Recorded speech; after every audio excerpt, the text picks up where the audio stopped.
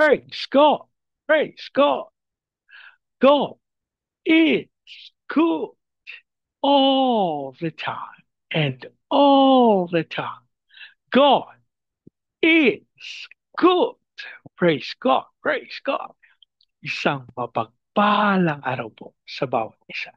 Sa pagkakataong ito, tayo po ay dudulog, lalapit sa ating Diyos na buhay ng may pananampalatay na kung saan may dalawa o tatlo na nagkatipon sa kanyang ngalan. Naroon siya sa kanilang kalagitnaan. Sa araw na ito, tayo po ay dudulog sa Panginoon sa ngalan ng bayan ng Kibawe sa probinsya ng Bukidnon. Ating hihilingin na maitatag ang altar ng ating manunubos sa bayan ng Kibawe. Mahimutag sa ato mga kaigsuunan diha sa Visayas ug sa Mindanao. Bisan pa katong ato mga kaigsuunan nga anaa sa Luzon ug sa laing naso. Dalay ko ang Ginoo sa walay katapusan. Ang ating pong pagsambay mula sa aklat ng mga awit, 75 kabanata, ang talata po ay 7. Tanging Diyos lamang ang siyang hahatot sa mapapahamak o magtatagumpay.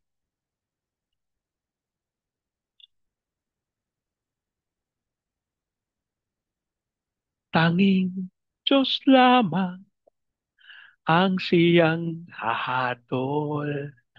Tanging Diyos lamang ang siyang hahatol sa mapapahamak o sa magtatagumpay.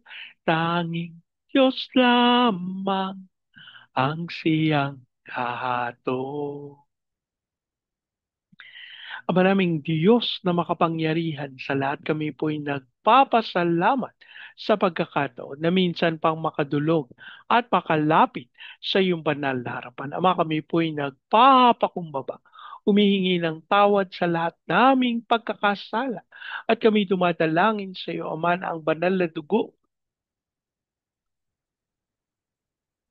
ng aming manunubos ang siyang gamiting panglinis sa lahat naming karumihan, kasinungalingan at kasalanan. Ang aming panalangin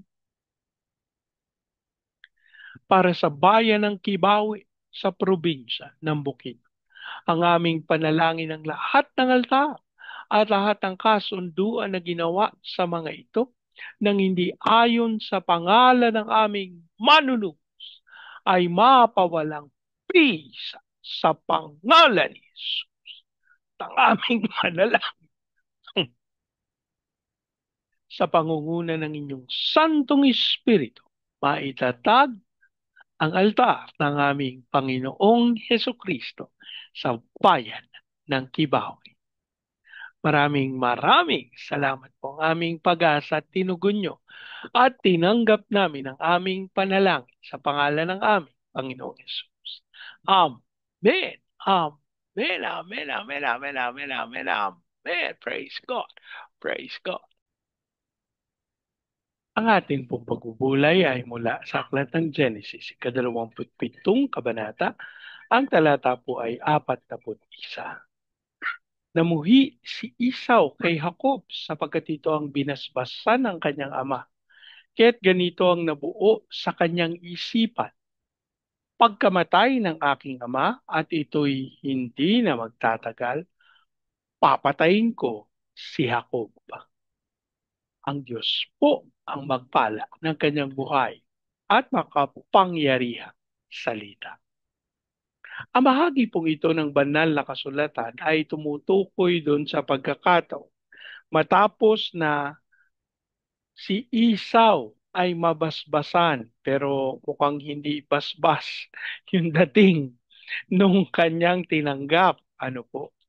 Kaya ang sabi niya, nagkaroon ng pagkamuhi sa kanyang puso.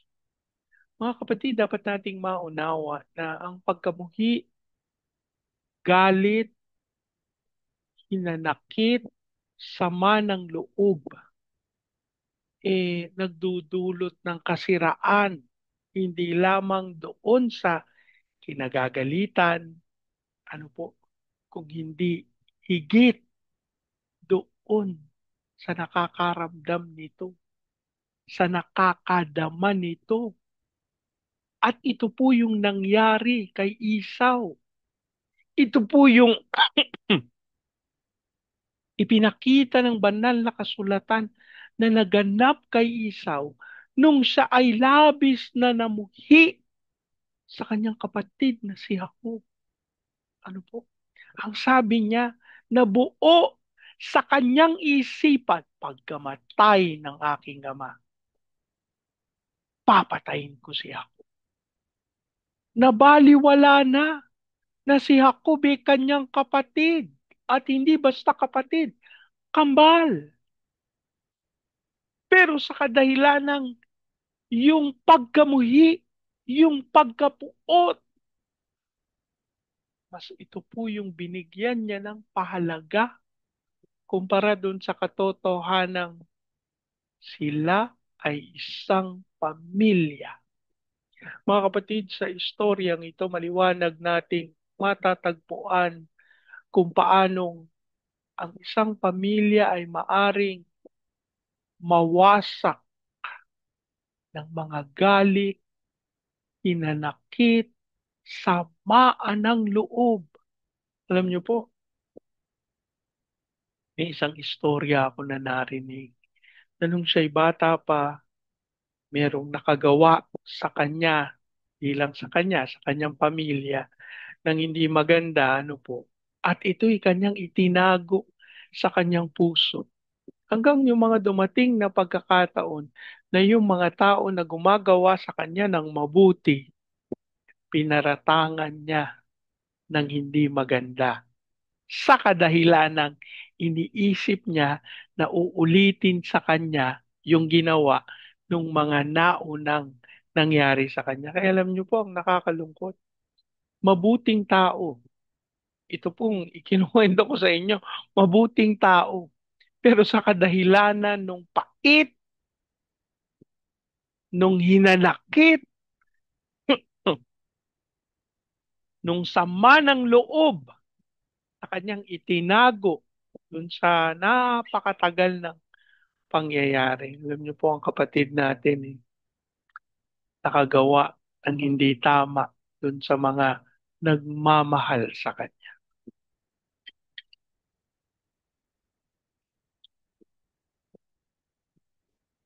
Mahirap pong ikaila ang sama ng loob.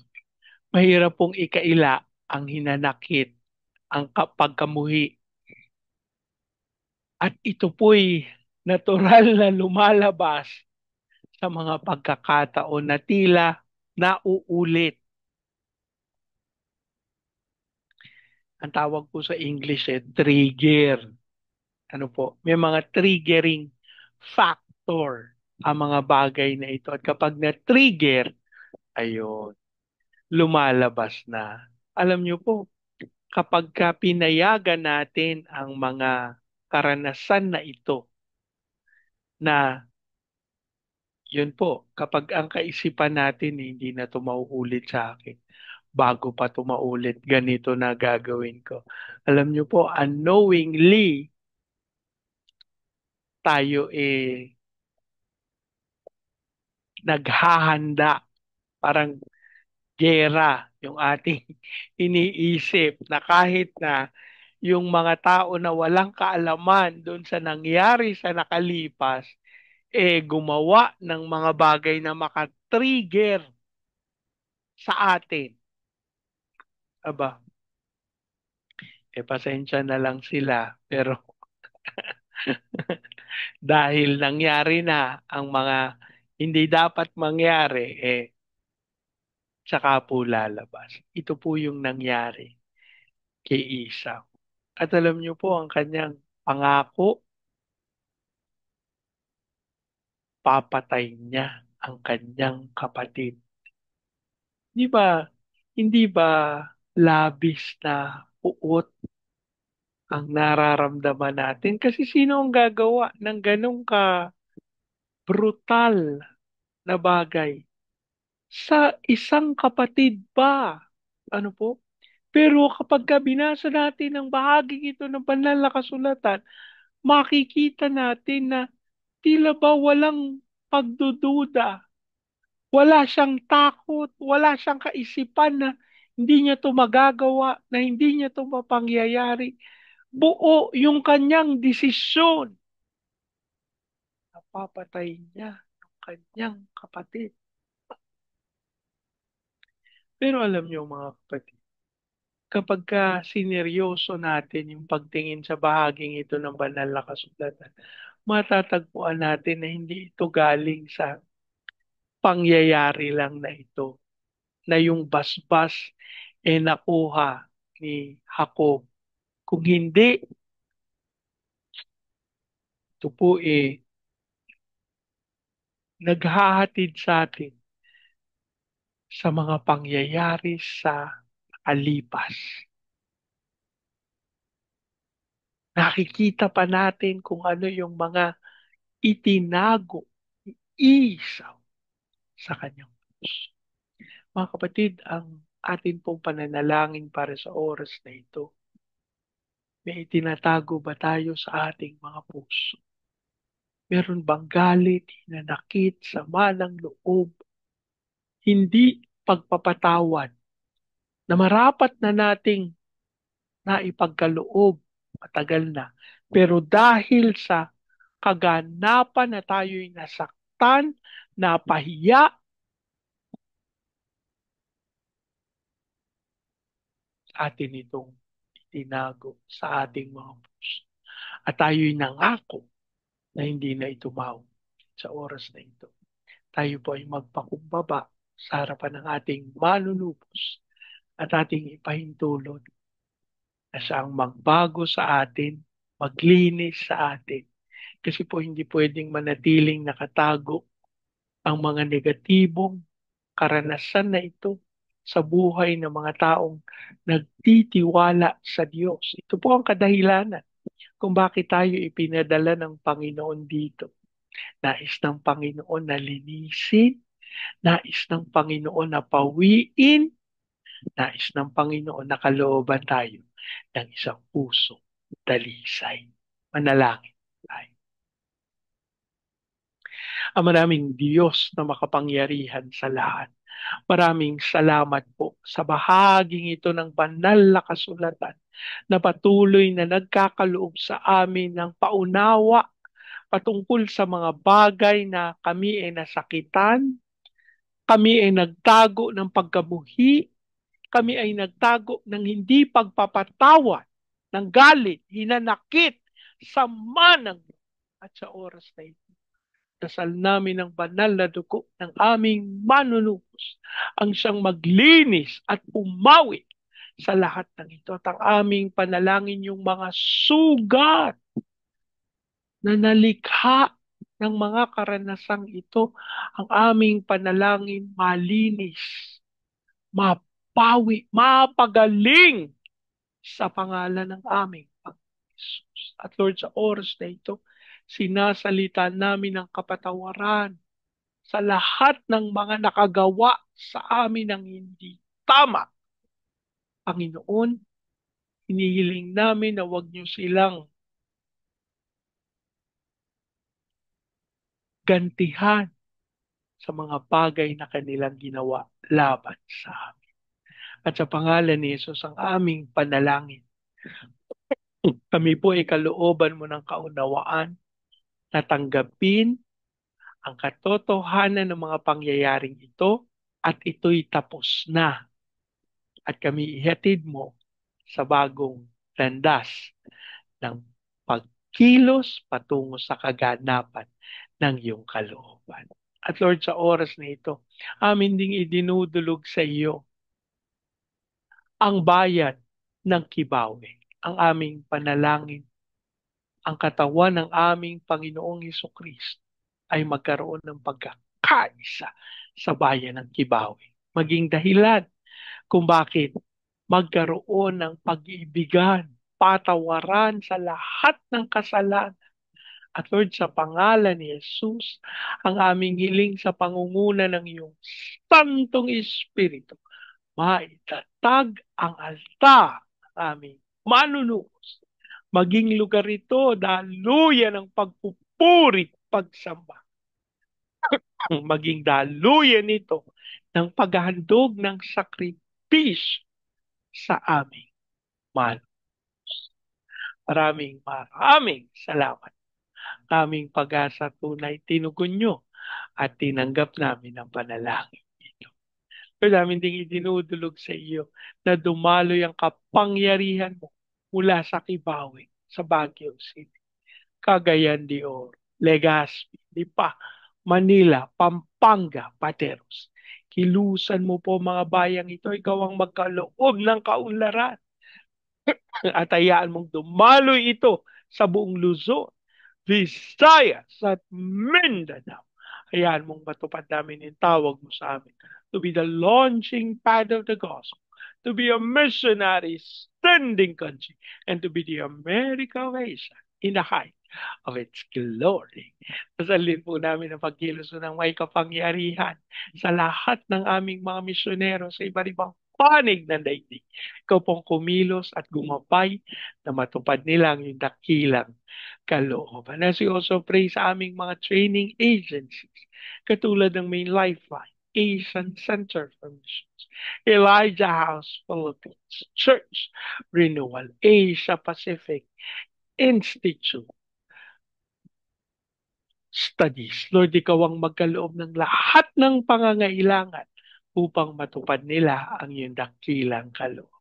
We also pray, Panginoon, sa mga bansa na tutunguhin ang iyong lingkod, ang aming panalangin, ikaw ang magkaloob ng apoy ng kapangyarihan as we visit Vietnam, Cambodia, Laos, Myanmar, Thailand, Malaysia, Singapore, Indonesia, Brunei. Lord, ang iyong kalwalhatian ang bumaba sa bawat bayang ito at tunay mapangyari ang dakilang kalooban.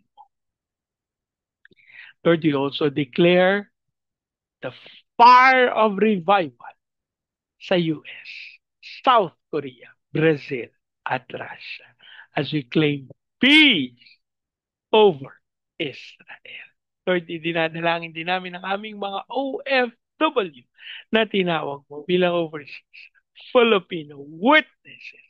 Hayaan mong maganap nila ang iyong tawag sa kanila sa mga bansang iyong pinagdalhan sa kanila. Maraming salamat po. Ang aming pag-asa, tinugon mo. Tinanggap namin ang aming panalangin sa pangalan ng aming Panginoong Yesus. Amen. Amen. Amen. Amen. Amen. Amen. Amen. Praise God. Praise God. Sa pagkakataon ito, yan yung pong salitain ko ang basbas ng Panginoon sa inyo at sa inyong sambayan. I declare the everlasting love of the Father. I declare the unending blessings of the Son. I declare the sweet fellowship of the Holy Spirit now and forever. I declare this new house and lot with parking, with a new vehicle, and with a flourishing business. In Jesus' name, amen. Amen. Amen. Amen. Amen. Amen. Amen. Praise God. Praise God. Hanggang sa susunod po. Sama-sama nating ideklara, God bless the Philippines big time. And so we declare to God be all the glory in Jesus' name. Amen. Amen. Amen. Amen. Amen. Amen. Amen. Praise God. Praise God.